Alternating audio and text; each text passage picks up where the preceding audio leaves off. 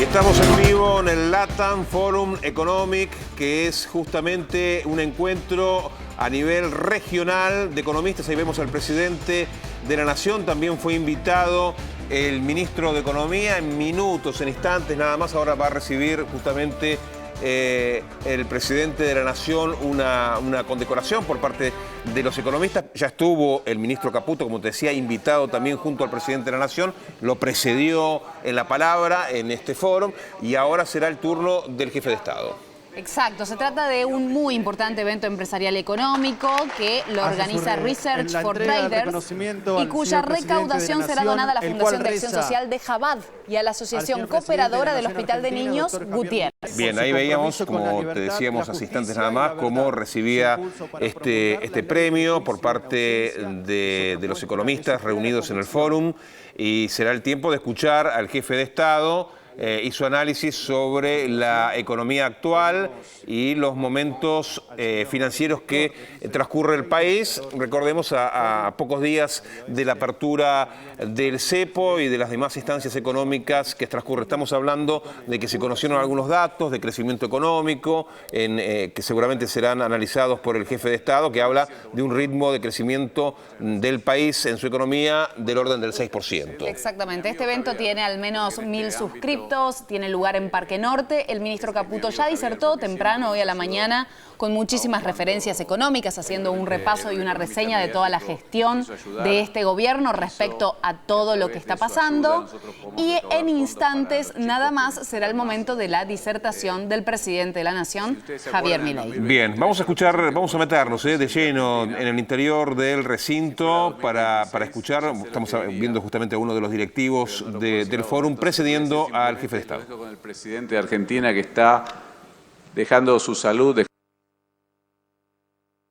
por desarmar todo lo que son las mafias, todo lo que son las preventas estatales, para que los privados puedan trabajar sin tener que pedir permiso a nadie para hacer las cosas que corresponden, para sacar a todos los kioscos y los parásitos del medio. Yo estoy orgulloso de ser su amigo y sé lo que le está costando en salud y en esfuerzo, y les pido por favor que lo reciban con un aplauso y escucharlo. A continuación escucharemos las palabras del señor presidente de la Nación, doctor Javier Milei.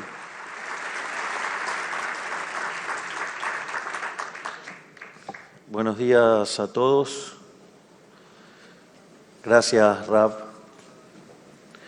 Gracias, Darío, por invitarme nuevamente y ser parte de este foro, al cual asisto con tanto placer y tanto orgullo. La charla de hoy va a ser sobre un tema que en este momento está tomando notoriedad pública, que es la idea de lo que ya por el mes de septiembre del año pasado nosotros habíamos llamado la dolarización endógena. Así es que voy a tratar de hacer la versión más intuitiva posible. Digamos, el martes tengo una que es un poquito más áspera, pero básicamente voy a tratar de hacerlo de manera bastante intuitiva y que creo que si entendemos esencialmente la naturaleza del dinero, digamos, va a ser muy simple entender qué es lo que queremos hacer y por qué lo queremos hacer y cómo lo vamos a hacer. Al margen de eso,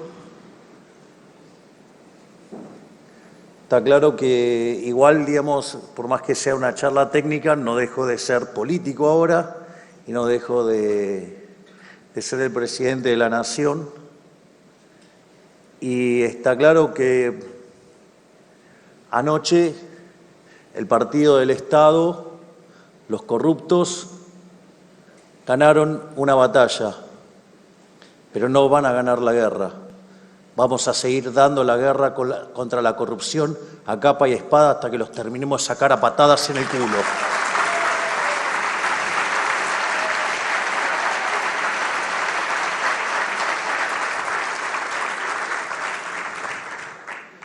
al mismo tiempo es repugnante las operaciones mediáticas, digo, por ejemplo, la que ha emprendido ese infame grupo Clarín, para variar ensuciando, calumniando. Pero bueno, si ustedes miran mi portada de Twitter van a ver, digamos, por qué hay tanto odio. Pero bueno, se quieren quedar con un negocio de prepo, se quieren quedar con Telefónica de prepo, y como eso va en contra de los lineamientos de defensa de la competencia, nos quieren someter a carpetazos, a mentiras, a calumnias e injurias todo el tiempo. Pero a diferencia de los corruptos que han estado antes, yo no voy a ceder. Así es que sí voy a seguir dando batalla. Y la realidad es que no estaban los votos, toda una operación mediática teñida de amarillo, no estaban los votos. Por eso el jefe de la bancada de senadores de la Libertad Avanza pidió que antes se firmara un compromiso para que cuando tuviéramos las 37 firmas ir al recinto y estar seguros de que podíamos pasar el proyecto, porque necesitábamos una mayoría calificada que era 37 votos. Es más, están los recortes en La Nación, que gente de Juntos por el Cambio se negó a hacer esa firma. Y al mismo tiempo que se negó a eso, movían mediáticamente la idea de que no queríamos bajar a recinto, entonces se terminó bajando a recinto y pasó lo que pasó. No me sorprende, digamos, que hagan ese tipo de cosas. Yo lo había alertado el día martes en una nota en Neura con Malena de los Ríos. Y no me sorprende por varias cosas. Porque los que cubrieron a Cristina Fernández de Kirchner fueron los mismos amarillos que, vía Pichetto, cubriéndole los fueros, después le dieron el cargo de vicepresidente en la fórmula que compitió contra Golperto Fernández. No solo eso, sino que llevan 17 años en la ciudad y nunca la sacaron. Y en los 4 años de gobierno que tuvieron, tampoco la sacaron. Y entonces ahora el que no la quiere sacar soy yo. No. Quien no lo quiere sacar es el Partido del Estado. Y la verdad que me decepciona profundamente lo de la diputada Los Penato mintiendo abiertamente, porque de los periodistas ya lo sabía que mentían. Y mintiendo además con que había habido ATNs y distintas cosas, que están los datos disponibles y que prueban la mentira. Si queremos terminar con los corruptos, una de las cosas con las que tenemos que terminar es con la mentira, porque la mentira también es una forma de estafa. Así es que era para que quedara claro, porque además ese proyecto que estaba, primero que nunca había pasado por diputados, pasó cuando yo moví cielo y tierra con un proyecto para que pasara. Lo llevamos al Senado, pero nos hicieron una zancadilla, no hay problema. Lo vamos a reintentar, no voy a ceder un metro.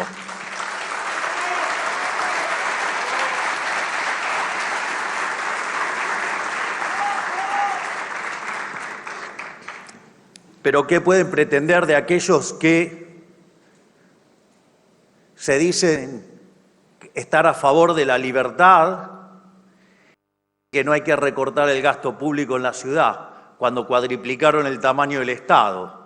La pregunta es, ¿cuántas elecciones le prometieron que iban a bajar impuestos? Porque no van a poder bajar impuestos si no bajan el gasto, aviso. O sea, para que vean cómo los están mintiendo. O cómo le mienten, digamos, cuando tienen un candidato que habla del ingreso mínimo universal, o sea, una medida típicamente socialista. O cuando tienen una candidata que dice que va a dar créditos subsidiados, es decir, contra toda lógica de mercado. o directamente cuando mienten diciendo que queremos cerrar escuelas y cerrar hospitales, que es la misma campaña negativa que hizo Massa en el año 2023, y debe ser porque justamente contrataron a la misma basura humana de Gutiérrez Rubí, que se dedica a hacer campaña negativa.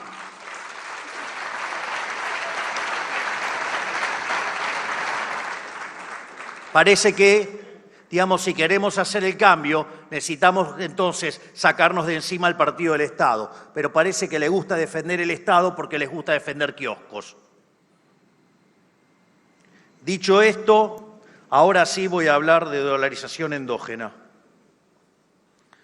Para entender la cuestión de la dolarización endógena, lo más importante es entender qué es el dinero.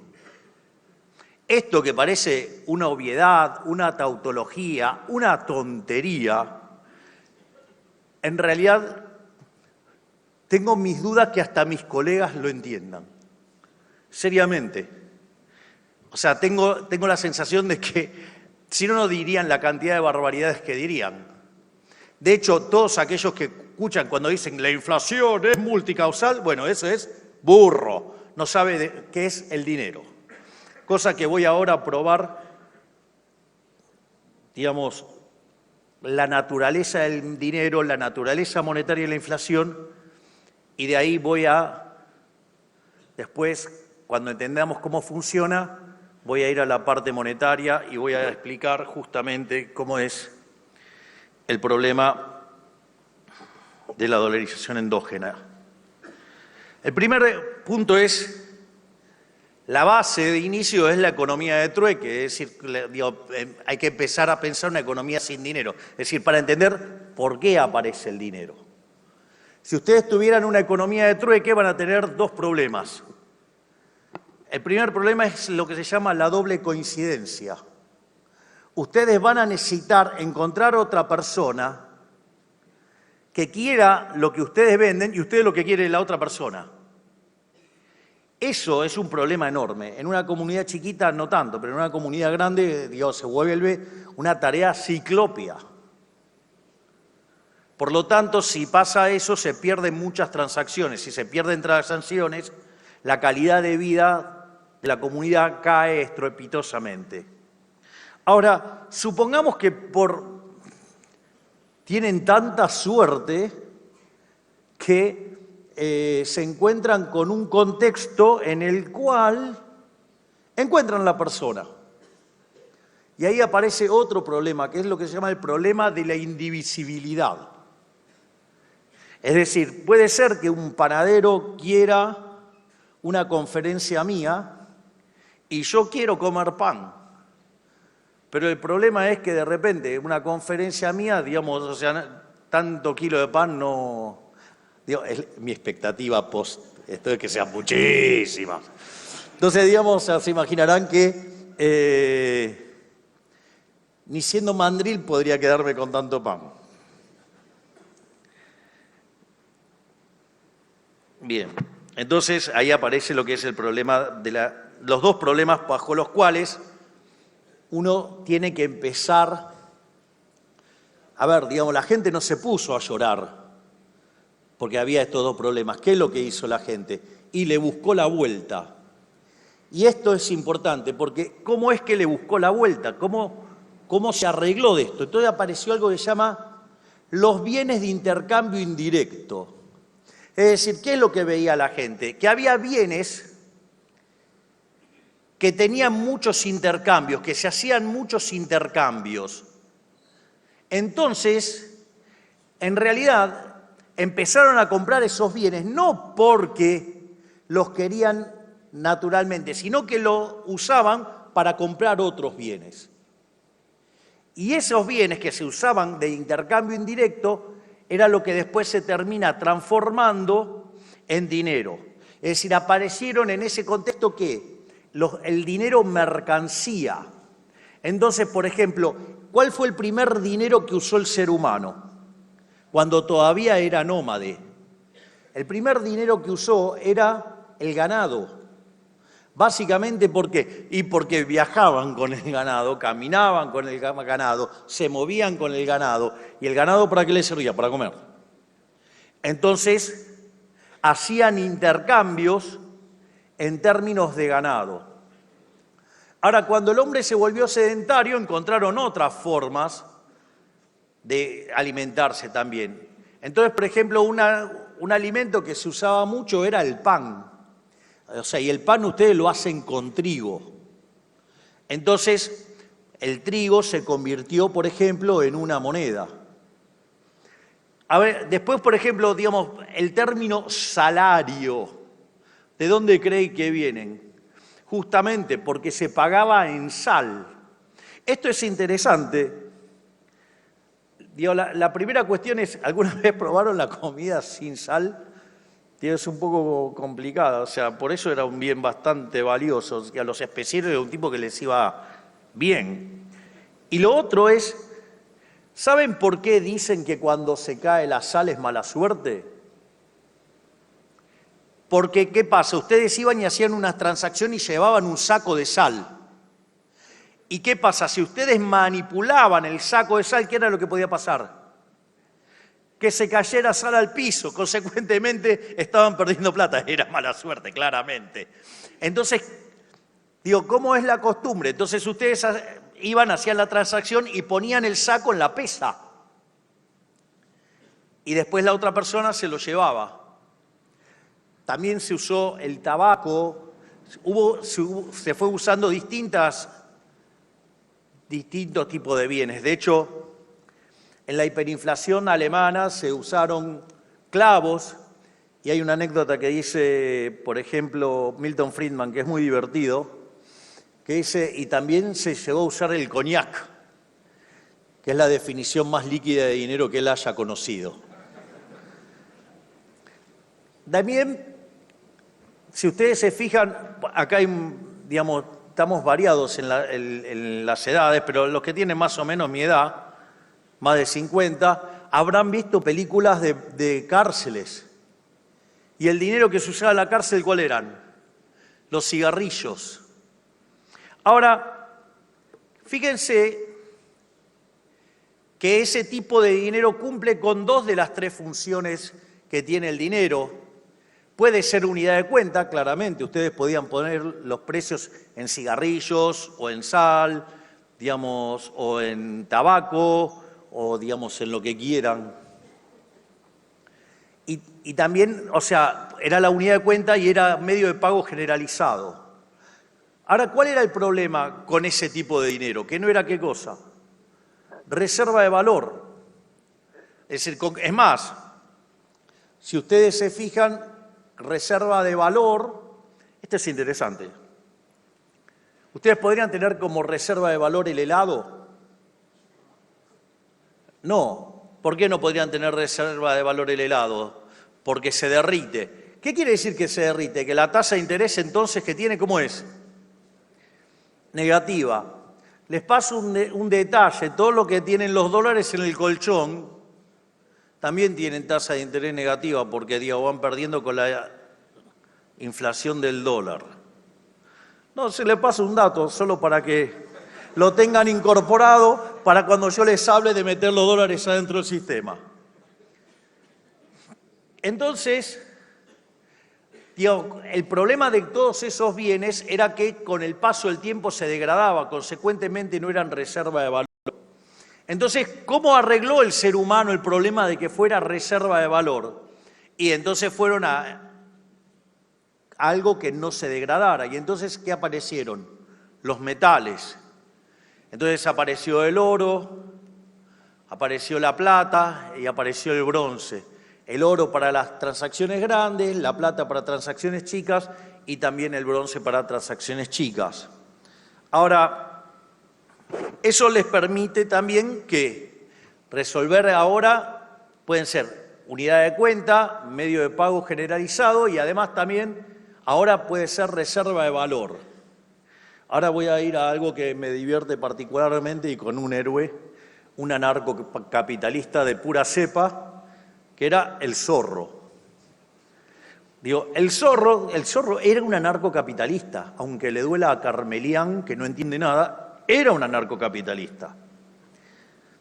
Porque, digo, vivía en un lugar en Los Ángeles, si no me equivoco, y vivían ¿de qué? Del comercio. Entonces venían personas de otros lugares y traían dos cosas: bienes para intercambiar y traían también dinero para comprar cosas, que era oro. Entonces, ¿qué es lo que pasa? Cuando venía alguien de afuera en una carreta, traía un cartel en la cara que decía, en la frente que decía, tengo oro, tengo oro, tengo oro, venía a robarme, venía a robarme. Entonces, una de las cosas que hacía el zorro era que atacar a esos vándalos que atacaban a los visitantes. Es decir, que protegía el intercambio comercial. O sea, porque si todo el tiempo que viniera alguien iba a ser estafado por los ladrones, se iban a quedar en autarquía y la calidad de vida iba a empeorar mucho. Por lo tanto, los cuidados del zorro favorecían el libre comercio y respetaban la propiedad privada. ¿Y quién era el otro enemigo del zorro?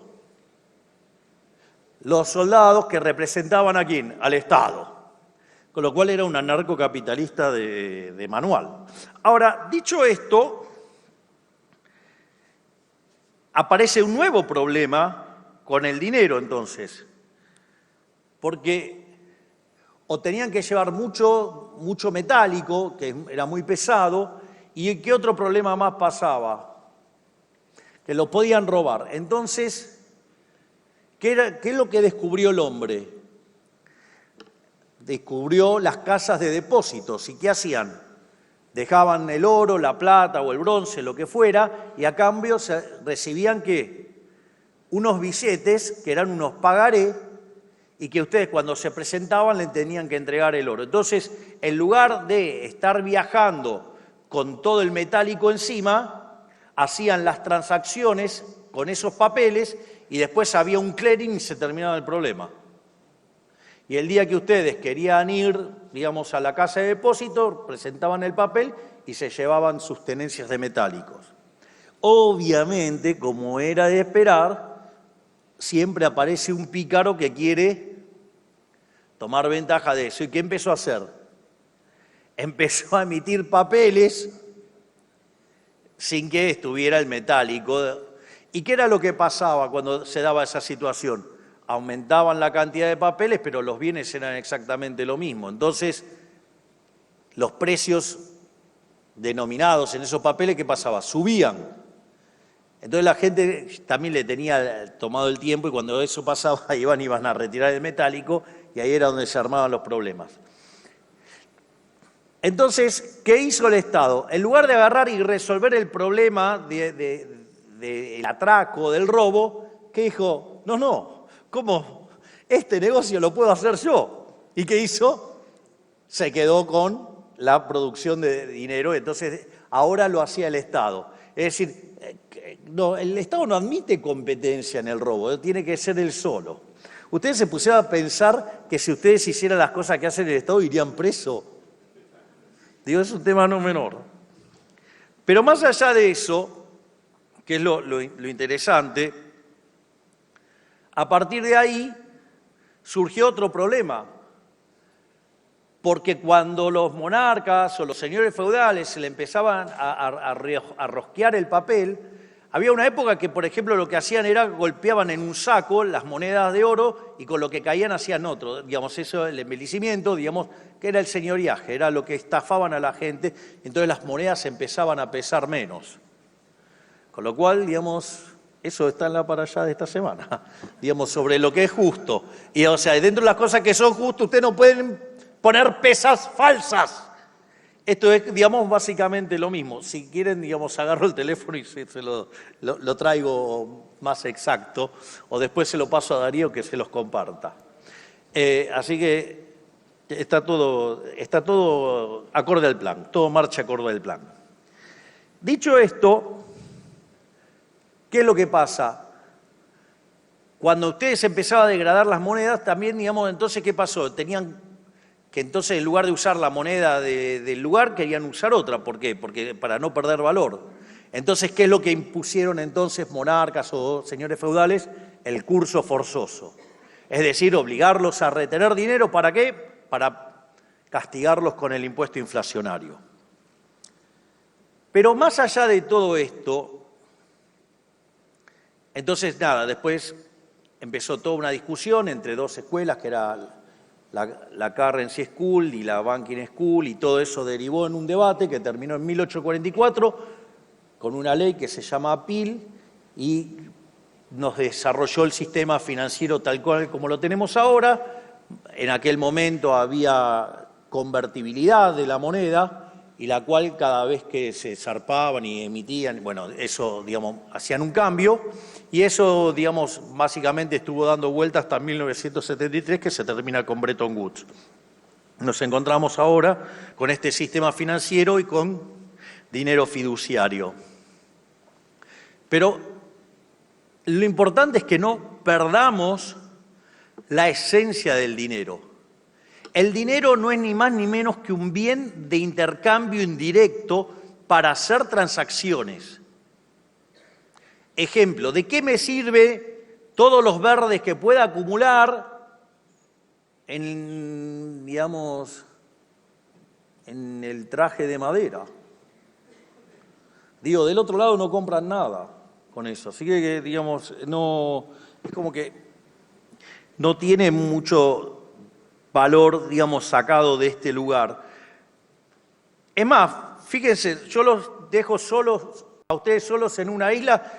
Por más que le dé 5, 10, 20 millones de dólares, ¿qué hacen con eso? Nada. Están solo en la isla. No. Es más, quizás si pudieran inferir que pase un avión, digamos, lo van a quemar para que lo vean. Dicho esto,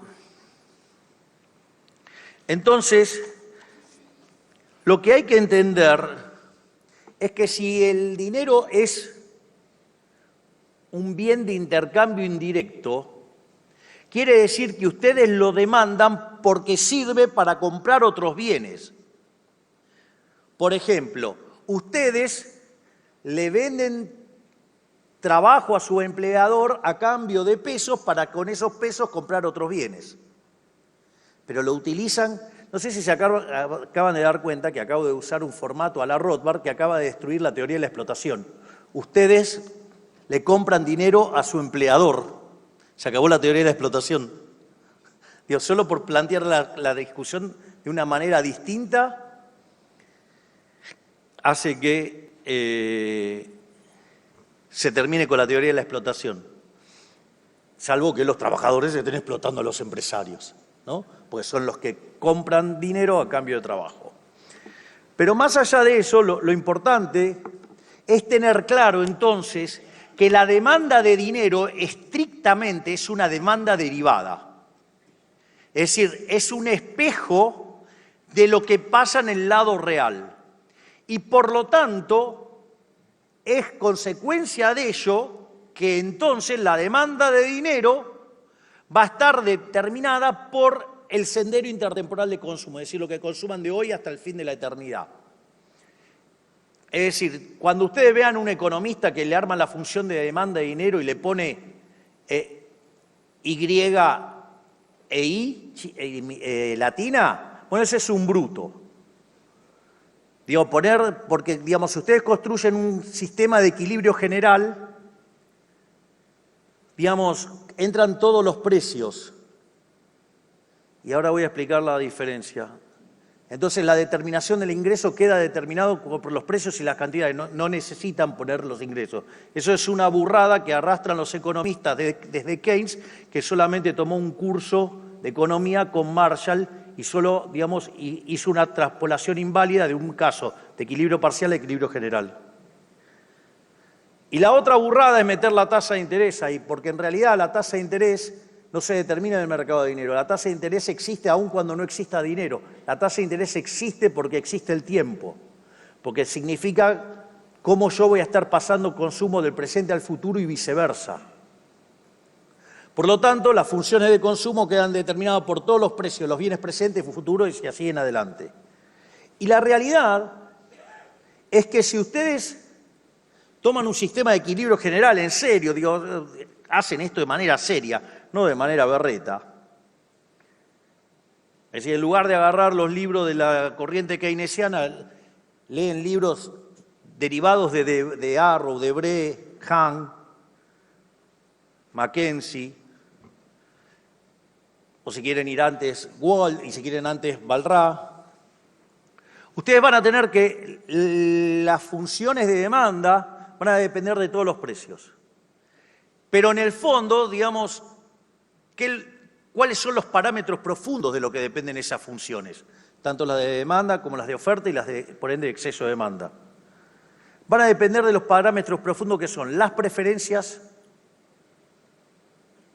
lo cual está dado, la tecnología, que salvo que hagan algún supuesto sobre el progreso tecnológico, está dada, las dotaciones, que están dadas, y el sistema de propiedad.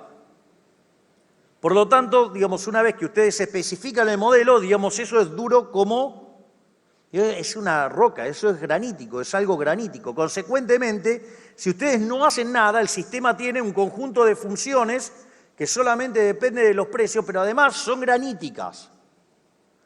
Por ende, en condiciones normales de presión y temperatura, la demanda de dinero es granítica, salvo que aparezca un ente siniestro llamado Banco Central.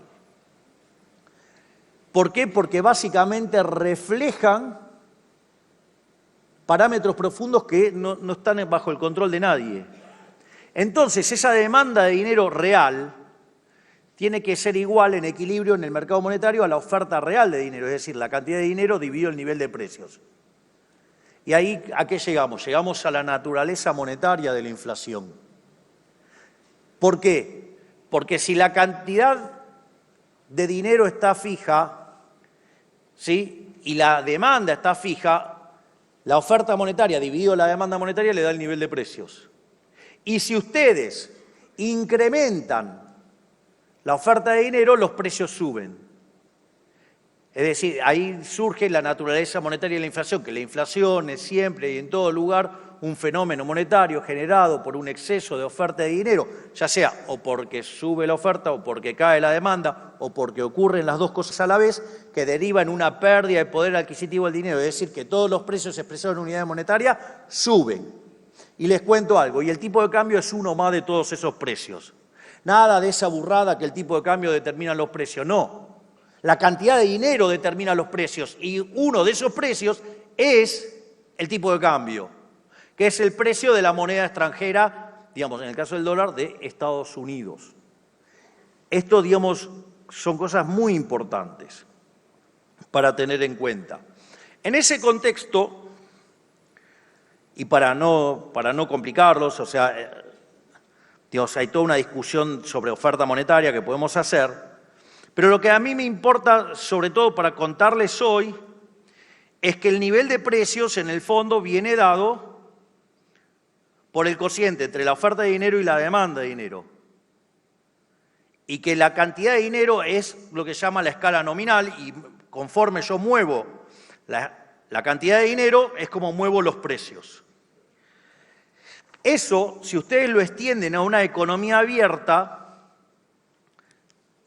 ustedes pueden decir, de la misma manera que yo el precio local lo determino por la oferta monetaria local contra la demanda de dinero local, puedo hacer lo mismo ¿para quién? Puedo hacer lo mismo justamente para, por ejemplo, para Estados Unidos. Entonces también va a venir dado por el cociente, el precio en Estados Unidos, por el cociente va a venir dado de la cantidad ofrecida de dinero sobre la cantidad demandada de dinero. ¿Por qué es importante esto? Esto es importante porque si existe un arbitraje que se llama ley del precio único, o también, digamos que extendido a una economía abierta, se llama paridad del poder de compra, eso significa que el precio local es igual al precio de la moneda extranjera, o sea, el tipo de cambio, el dólar, por el nivel de precios de Estados Unidos. Entonces, fíjense que el tipo de cambio queda determinado por el precio local dividido el precio de Estados Unidos. Y conforme los precios locales vayan subiendo respecto a los de Estados Unidos, ustedes entonces ahí tendrían motivos para que el tipo de cambio crezca. Ahora bien, si yo considero que la demanda de dinero es un factor K multiplicado por el ingreso nacional, digamos que es una fracción del ingreso, me va a quedar que el tipo de cambio viene determinado por el cociente entre la cantidad de dinero local, lo voy a hacer dividido la oferta monetaria extranjera, por el coeficiente de monetización extranjero sobre el local y por el ingreso extranjero sobre el ingreso local. Es decir, que en la medida que la oferta monetaria, lo voy a hacer ya directamente con el caso de Argentina para que ya empecemos a ver el problema. Si en Estados Unidos la oferta monetaria crece más rápido que lo que crece en Argentina, donde la cantidad de dinero está fija, por ende la variación es cero, eso significa que desde el lado de la oferta monetaria hay presiones a que el tipo de cambio baje. Si además yo recaudo cerca de 1/3 de lo que es la base y además tengo superávit fiscal, yo en lugar de estar inyectando pesos, no solo que estoy manteniendo una cantidad de dinero constante, estoy sacando pesos. Entonces, mientras que en Estados Unidos la cantidad de dinero ofrecida sube, en Argentina queda constante o cae. Por lo tanto, eso mete presión a que el tipo de cambio vaya a la baja, es decir, que el dólar caiga. Lo otro tiene que ver con el factor de monetización. En Estados Unidos ese número es súper estable. En Argentina viene de un número verdaderamente deprimente. A ver, Argentina durante el primer periodo del régimen kirchnerista tuvo una inflación promedio del 10%, en el segundo 20%, en el tercer periodo del régimen kirchnerista 30%, con Macri casi 50%, con Golperto, digamos, se fueron con más de 200%. La inflación viajaba al 1% diaria. Cuando ustedes toman la mayorista, fue 54 en el mes de diciembre. Eso anualizado da 17.000. Es decir, en ese contexto está claro, digamos, que el helado, digamos, estaba en el medio del desierto de Sahara a plena luz del día. O sea, se les derretía el dinero en la mano, era obvio. Con lo cual, las tenencias monetarias en Argentina estaban en sus niveles muy similares a la previa de la hiperinflación de Alfonsín. Interesante. Entonces, ¿qué es lo que pasa? Hoy, cuando yo tomo la base monetaria amplia, estoy en torno del 6% del PBI. Y ese número, en condiciones normales, debería estar en torno al 12% del PBI. Quiere decir que Argentina tiene, como fruto de la estabilización, tiene que tener un salto en el nivel de monetización de la economía. Eso genera una potencial demanda de pesos relativa a la que podría haber en Estados Unidos respecto al dólar. Consecuentemente, eso hace también que caiga el tipo de cambio. Y como si todo esto fuera poco, Argentina, ¿se acuerdan que había una discusión que, bueno, decían, no, si hacen este ajuste, van a meter a la economía en una gran depresión, decían los keynesianos. Se deben estar... Bueno, no importa. Tienen que reconocer que me estoy conteniendo.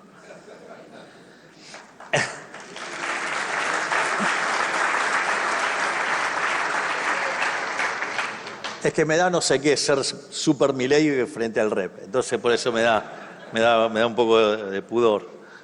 Me estoy portando bien por usted, Sweet. Entonces, ahora fíjense. Primero dijeron que nos íbamos a hundir en una gran depresión. Segundo, que íbamos a hacer una L, o sea que íbamos a llegar a un piso y no levantábamos más. Después empezaron con que iba a ser la pipita de Nike, pero suave. Después, la pipita de Nike. Después reconocieron que iba a ser en B corta y terminó siendo un tilde, porque cuando yo tomo, es decir, la inflación mayorista anualizada pasó del 17.000 a niveles del 10, porque en diciembre fue 0,8, y pronosticaban todo tipo de aberraciones, que el PBI se iba a destruir y todo. El EMAE desestacionalizado de diciembre terminó 6% arriba del de diciembre de 23. Es decir, no solo derrumbamos la tasa de inflación como nunca en la historia, sino que además la economía se expandió. Vaya que tiene que quemar todos los libros de texto keynesianos.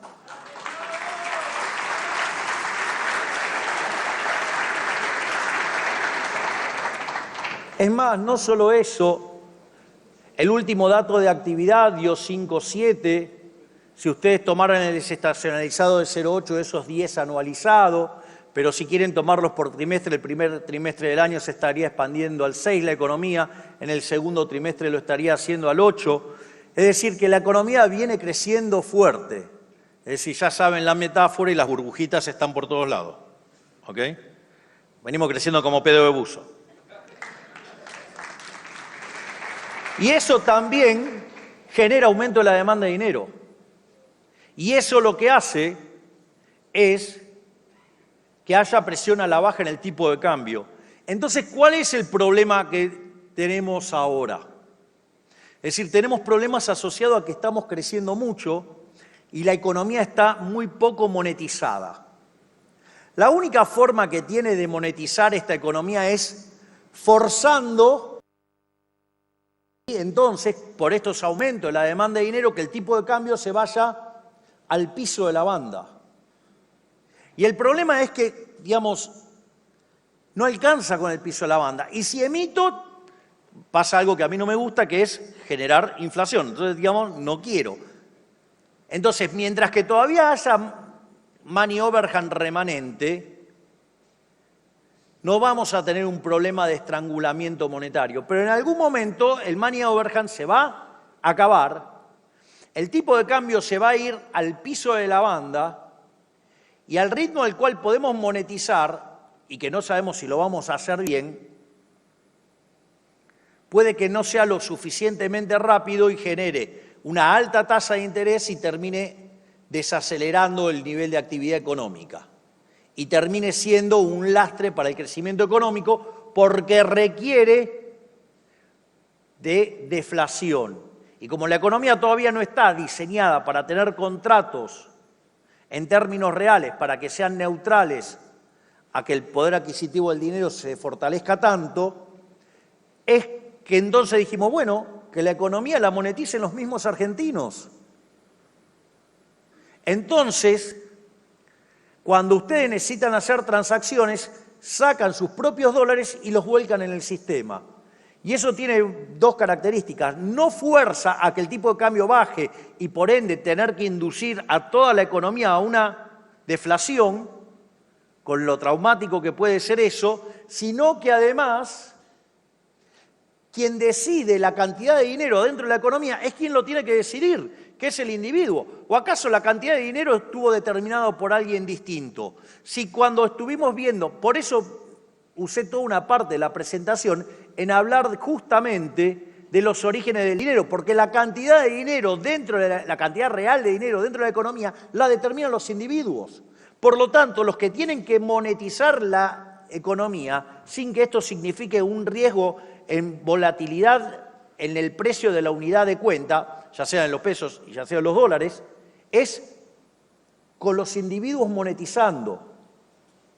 Y entonces la pregunta es, ¿y cómo lo van a hacer? La realidad es que hoy está permitido en Argentina hacer transacciones en dólares. Porque nosotros este problema lo empezamos a ver allá por agosto del año 2024. Por eso fuimos al Banco Central, al Fondo Monetario, buscamos la recapitalización del fondo. ¿Se acuerdan todo lo que decían los econochantas? Que no íbamos a conseguir nada y todo. El paquete total terminó siendo de 49.000 millones de dólares. Qué bien los econochantas.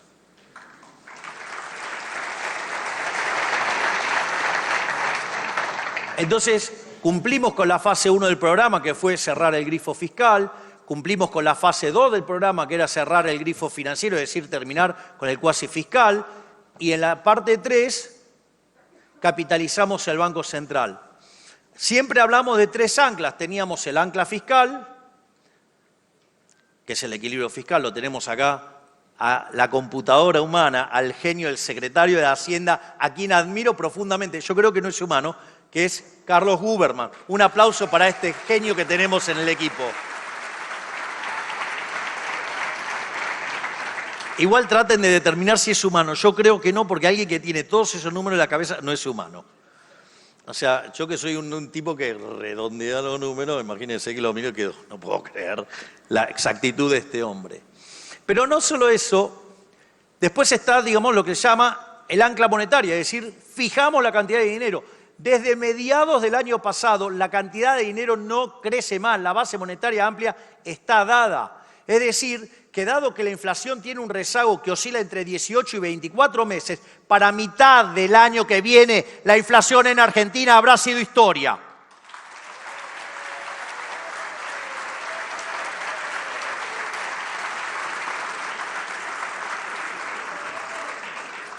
Y el tercer ancla era un sendero del tipo de cambio.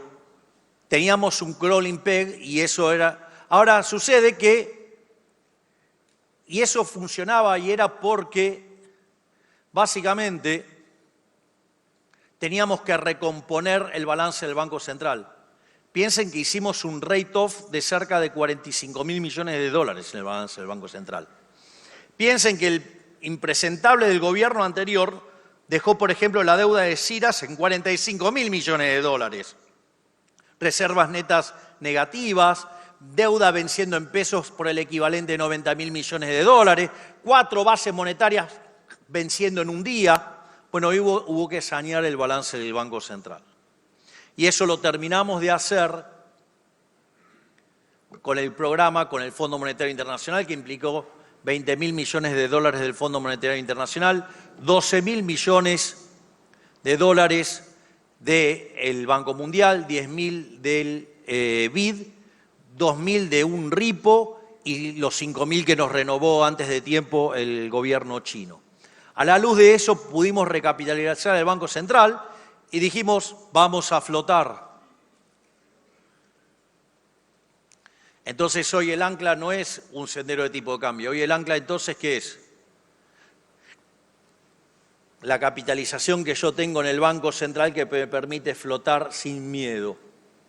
Entonces tenemos a los argentinos que están hoy aprendiendo a flotar. Y después de todos los pronósticos catastróficos y que se iba al techo de la banda y que íbamos a patinarnos todos los dólares y todo, sucede que cada día está más cerca del piso de la banda. Y si yo tengo que la oferta monetaria relativa cae, que la demanda monetaria relativa sube y que además crezco más, es obvio que el tipo de cambio va a tender a ir a al piso de la banda. Y en la medida que eso no esté mapeado con la velocidad de crecimiento de la economía, yo no voy a monetizar hasta que toque el piso.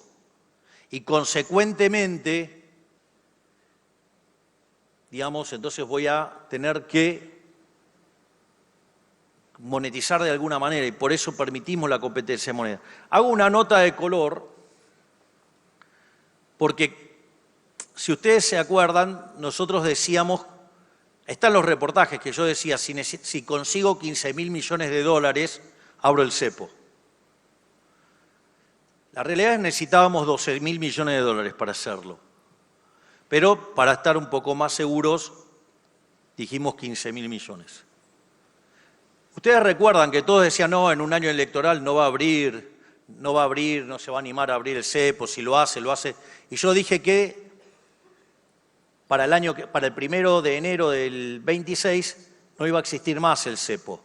y que si conseguía ese dinero, los 15.000 millones de dólares, habría.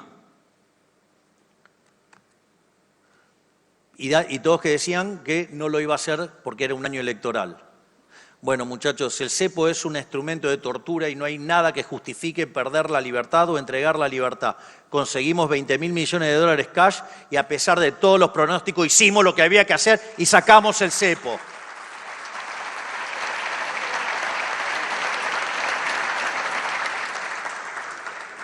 Y la idea, entonces, es cómo hacemos para monetizar la economía. Miren, en los colchones los argentinos debemos tener o 200.000 millones de dólares, o 300.000 millones de dólares, o 400.000 millones de dólares, según a quien le pregunten qué hace la estimación. Y eso podría ser una inyección enorme, que ese ahorro entre en el sistema y eso permita un boom de inversión y que Argentina acelere el proceso de crecimiento, tal que en un rango de 30 a 40 años Argentina se convierta en una de las máximas potencias mundiales, con la nota de color que 2/3 de esa mejora se podría ver en el lapso de 10 a 15 años. Y para eso es que nosotros estamos motivando la dolarización endógena, justamente para que ese proceso no se vea empastado o retrasado en el tiempo, o que lo haga a menos velocidad. Y el punto es el siguiente: si hoy está permitido hacer transacciones en moneda extranjera, ¿por qué entonces necesitamos avanzar? ¿Saben por qué? Porque todos los que tienen los dólares en el colchón tienen miedo que después dejan los dedos marcados y los vayan a buscar. Esa es la realidad. Por lo tanto, nosotros estamos trabajando entre ARCA, Ministerio de Economía y Banco Central, el mecanismo como para que la gente pueda ingresar los dólares adentro del sistema, pueda comprar lo que quieran y que no deje los dedos marcados para que nadie los vaya a perseguir.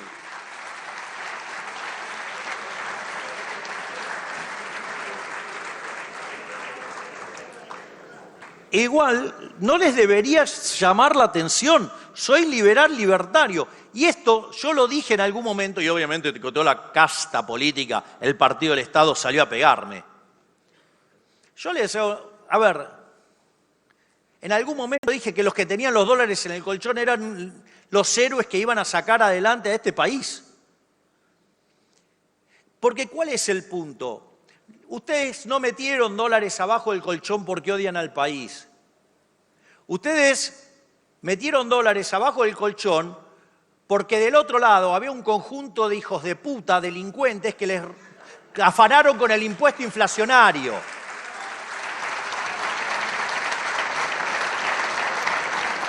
No por nada, desde 1935 a la fecha le quitamos 13 ceros a la moneda. Claramente que le podríamos sacar 3 ceros más. Es decir, podríamos rescalar todo a 1 igual a 1000. Entonces, no es, esos que llevaron los dólares al colchón no son delincuentes, son personas que se escaparon de los delincuentes legales que son los políticos. Y ladrón que roba a todo ladrón quiere 1000 años de perdón.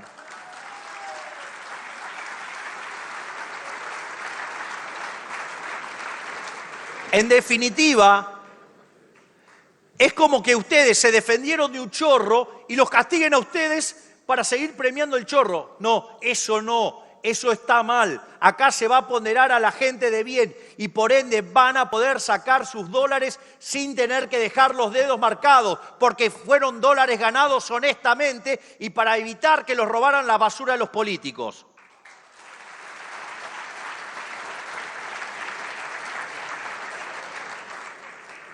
La única aclaración que quiero hacer y que quede bien claro es que en la transición el peso va a seguir existiendo y se va a utilizar para pagar impuestos. Esto quiere decir que van a seguir utilizando pesos, lo van a usar para pagar impuestos. Con el crecimiento económico y con esta remonetización, el peso se va a seguir apreciando. pero va a quedar tan chiquito respecto a la cantidad de dólares que el sistema va a quedar dolarizado endógenamente. Y cuando eso pase, vamos a estar en condiciones de poder cerrar esa institución siniestra que tanto daño le ha hecho a los argentinos y terminar ganándonos la libertad monetaria para que nunca más ningún político hijo de puta pueda robarlos con el impuesto inflacionario. ¡Viva la libertad, carajo! ¡Gracias! De esta manera despedimos al señor presidente de la Nación. Bien, estas eran las palabras del presidente, su disertación allí en el Latin Economic Forum.